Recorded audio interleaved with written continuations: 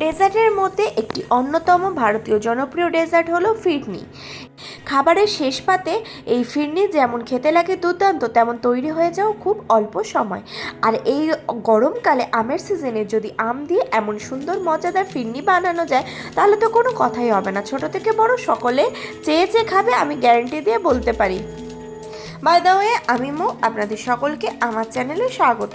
বাড়িতে কিভাবে খুব সহজে দোকানের মতন ম্যাঙ্গো ফিরনি বানাবেন তার রেসিপি আজকে আমি আপনাদের সাথে শেয়ার করব। বানানোর জন্য আমি প্রথমে গ্যাসে একটা পাত্র নিয়ে নিয়েছি, তাতে সামান্য জল নিয়ে নিয়েছি আর নিয়ে নিচ্ছে দুধ। আমি একদম ফুল ক্রিম মিল্ক দুধ নিয়েছি। দুধটাকে খুব ভালোভাবে জাল দিয়ে নেবো। আপনি যদি আমার চ্যানেলে নতুন হয়ে থাকেন তাহলে আমার চ্যানেলটি সাবস্ক্রাইব করার অনুরোধ রইল, আর পাশে থাকা বেল আইকনটি অবশ্যই প্রেস করে নেবেন। দুধটা জাল হতে থাকুক, ততক্ষণ আমি এদিকে আতপ চাল নিয়ে নিয়েছি, সেটাকে আমি জল দিয়ে খুব ভালোভাবে ধুয়ে পরিষ্কার করে নিচ্ছি। খুব ভালোভাবে 2-3 বার ধুয়ে পরিষ্কার করে নেবো। দেখুন, আমি খুব ভালোভাবে ধুয়ে পরিষ্কার করে নিয়েছি, চালটা একদম পরিষ্কার হয়ে গেছে। এবার জল দিয়ে এটাকে ভিজিয়ে ঢাকনা চাপা রেখে দেবো 8 ঘন্টার জন্য। এটা ঢাকনা দিয়ে ভেজানো থাক, ততক্ষণ আমি ম্যাঙ্গো পাল্পটাকে বার করে নেব। ম্যাঙ্গো পাল্প বার করার জন্য আমি আম নিয়ে নিয়েছি। আমের মুখের অংশটাকে আমি কেটে বাদ দিয়ে দিয়েছি। দিয়ে এবার আমটাকে আমি স্লাইস করে নিচ্ছি। আমের যে পাল্পটা, সেই সমস্ত পাল্পটাকে আমি বার করে নেব। প্রসঙ্গত বলে রাখি, এখানে আমের কালার, টেক্সচার এবং স্বাদ যত সুন্দর হবে, আপনাদের ফিরনিটাও ঠিক ততটাই সুন্দর আসবে। দেখুন, আমি এখানে একদম সুন্দর গাঢ় রঙের আম নিয়েছি। এতে ফিরনির কালারটাও যেমন সুন্দর আসবে, তেমন এই আমটা খুব সুন্দর মিষ্টি, তাই ফিরনিটাতে মিষ্টিও খুব সুন্দর হবে। এবার এইভাবে কেটে নিয়ে আমের যে পাল্প, সেটাকে আমি স্কুপ আউট করে নেব। আমি দুটো পদ্ধতিতে দেখাচ্ছি। এইভাবে আপনারা ছুরি দিয়ে কেটে কেটে নিয়েও স্কুপ আউট করতে পারেন, বা আরেকটা পদ্ধতি দেখাচ্ছি, সেই পদ্ধতিতেও আপনারা ম্যাঙ্গো পাল্পটাকে নিয়ে নিতে পারেন। এইভাবে চামচ দিয়ে রাউন্ড করেও আপনারা স্কুপ আউট করে নিতে পারেন। এইভাবে আমি সমস্ত পাল্পটাকে একটা পাত্রে বের করে নেব।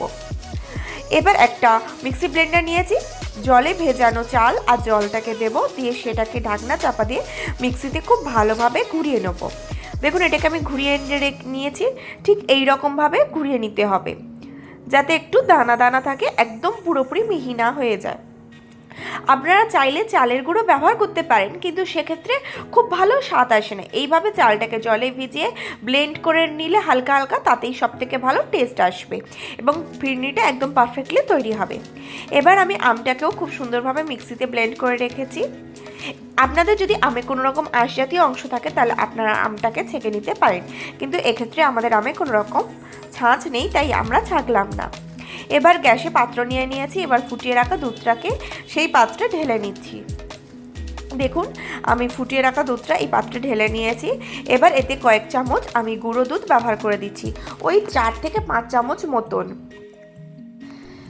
গুঁড়ো দুধ দিয়ে এটাকে খুব ভালোভাবে এই দুধের সাথে মিশিয়ে নেবো। প্রসঙ্গত বলে রেখে গ্যাসের ফ্লেম একদমই লো রাখবো। দুধটা যেহেতু আগে থেকে ফোটানো ছিল, তাই এই সময় খুব বেশি আর ফোটাতে হবে না। আমি আগেই দুধটাকে প্রায় অর্ধেকের একটু বেশি পর্যন্ত ফুটিয়ে রেখেছিলাম। এবার ফুটিয়ে ফুটিয়ে দুধটাকে পুরোপুরি অর্ধেক করে নেব। এইভাবে আমি বেশ কিছুক্ষণ ফুটিয়েছি। দেখুন, দুধটা যা পরিমাণে নিয়েছিলাম ঠিক তার অর্ধেক হয়ে এসছে। এইভাবে আমি আরও 3-4 মিনিট মতন দুধটাকে ফোটাতে থাকবো। কখনো গ্যাসের ফ্লেম একটু হাইতে দেবো, আবার কখনো লোতে দেবো, দিয়ে এইভাবে দুধটাকে আমি কন্টিনিউয়াসলি চালাতে থাকবো। যখন দুধটা প্রায় অর্ধেক হয়ে যাবে, তখন যে চালের পেস্টটা তৈরি করে রেখেছিলাম, সেই চালের পেস্টটা আমি এতে অ্যাড করে দেবো এবং স্প্যাচুলা দিয়ে নাড়াতে থাকবো। প্রসঙ্গত বলে রাখি, আপনারা এক হাতে ঢালবেন এবং এক হাতে স্প্যাচুলাটাকে চালাতে থাকবেন। এবার স্প্যাচুলা চালানোটাকে কন্টিনিউয়াসলি করতে হবে, একদমই বন্ধ করা যাবে না, না হলে তলায় লেগে যেতে পারে। আর গ্যাসের ফ্লেমটাকে আমি লোতে রেখেছি, না হলে এটা ঠিকরে বাইরে আসতে পারে। দেখুন, এবার লো ফ্লেমে আমি এটাকে কন্টিনিউয়াসলি চালাতে থাকছি। চালের এই পেস্টটা দেওয়ার সাথে সাথে দেখবেন এটা এই রকম গাঢ় হতে শুরু করছে। এটাকে আমাদের ফুটিয়ে ফুটিয়ে আরও গাঢ় করে নিতে হবে। এইভাবে আমি 5 থেকে 6 মিনিট মতন স্প্যাচুলা চালাবো এবং এটাকে ফুটিয়ে নেবো। 5-6 মিনিট পরে এতে আমি স্বাদ অনুসারে চিনি অ্যাড করে দেবো। আমটা যতটা মিষ্টি সেই অনুপাতে চিনিটা অ্যাড করবেন, আর আপনারা যেরকম মিষ্টিটা পছন্দ করবেন সেই অনুপাতে দেখেই চিনিটা অ্যাড করবেন। আমি এখানে ছোটো বাটির 1 বাটি চিনি অ্যাড করেছি। চিনি দিয়ে চিনিটা এর সাথে খুব ভালোভাবে মিশিয়ে নিচ্ছি। দেখুন এটা খুব সুন্দরভাবে গাঢ় হয়ে এসছে। এটা যখন সুন্দরভাবে এরকম গাঢ় হয়ে আসবে তখন আমি এতে অ্যাড করে দেবো কিছু ড্রাই ফ্রুটস। আমি এখানে আমন্ডস আর কাজু অ্যাড করছি, আপনারা চাইলে পেস্তাও অ্যাড করতে পারেন। দিয়ে খুব সুন্দরভাবে এর সাথে মেশাতে থাকছি। ফিরনির গাঢ়তাটা ঠিক এইরকমই আসে, খুব বেশি ঘন নয়, খুব বেশি পাতলা না। এবার এতে আমি একটুখানি এলাচের গুঁড়ো অ্যাড করে দিলাম। এলাচের গুঁড়ো, ড্রাই ফ্রুটস দিয়ে এর সাথে খুব ভালোভাবে মেশাতে থাকবো আমি সমস্ত উপকরণগুলোকে। দেখুন আপনি ফিরনির টেক্সচারটা লক্ষ্য করুন, ঠিক এইরকম ফিরনির টেক্সচারটা আসবে। এইরকম টেক্সচার হলেই ফিরনিটা খুব সুন্দর বসবে। এবার আমি এই ফিরনির পাকটাকে কিছুক্ষণের জন্য ঠান্ডা করে নিয়েছিলাম। এবার তাতে আমি ম্যাঙ্গো পাল্পটাকে অ্যাড করে দিলাম, দিয়ে গ্যাসের ফ্লেম জ্বালিয়ে এর সাথে খুব ভালোভাবে ম্যাঙ্গো পাল্পটাকে মিশিয়ে নিচ্ছি। ম্যাঙ্গো পাল্পটাকে মেশানোর সময় গ্যাসের ফ্লেম একদমই লো রাখতে হবে। দেখুন আমি খুব ভালোভাবে মিশিয়ে নিচ্ছি। ম্যাঙ্গো পাল্পটাকে মিশিয়েও এটাকে আমি আরও 4 থেকে 5 মিনিট মতন খুব ভালোভাবে জাল করে নেব। দেখুন আমি খুব সুন্দরভাবে খুন্তি বা স্প্যাচুলাটাকে চালাতে থাকছি। এইভাবে আমি আরও 4-5 মিনিট মতন খুব সুন্দরভাবে এটাকে জাল করে নেব। এইভাবে আমি অলমোস্ট 5-6 মিনিট এটাকে ফুটিয়ে নিয়েছি। আমাদের ফিরনি একদম সুন্দরভাবে রেডি হয়ে গেছে সেট হওয়ার জন্য। এবার আমি গ্যাসের ফ্লেমটাকে অফ করে দেবো। এবার যে পাত্রে ফিরনি জমানো হয় সেই পাত্র নিয়েছি। আপনাদের বাড়িতে এরকম পাত্র না থাকলে আপনারা এমনি যে কোনো বাটিতে ফিরনিটাকে সেট হতে দিতে পারেন। এবার ওই পাত্রে আমি এই ফিরনিটাকে দিয়ে দিচ্ছি। আমি এখানে মাটির ফিরনি পাত্র ব্যবহার করেছি, তবে পাত্রটা ব্যবহার করার আগে অবশ্যই এটাকে ভালোভাবে ধুয়ে পরিষ্কার করে শুকিয়ে নিয়েছি।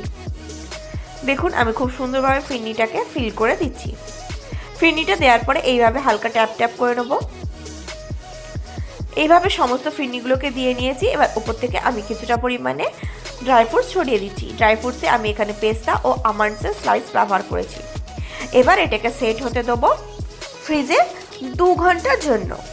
এবার এটাকে ঠান্ডা ঠান্ডা সার্ভ করে দেবো।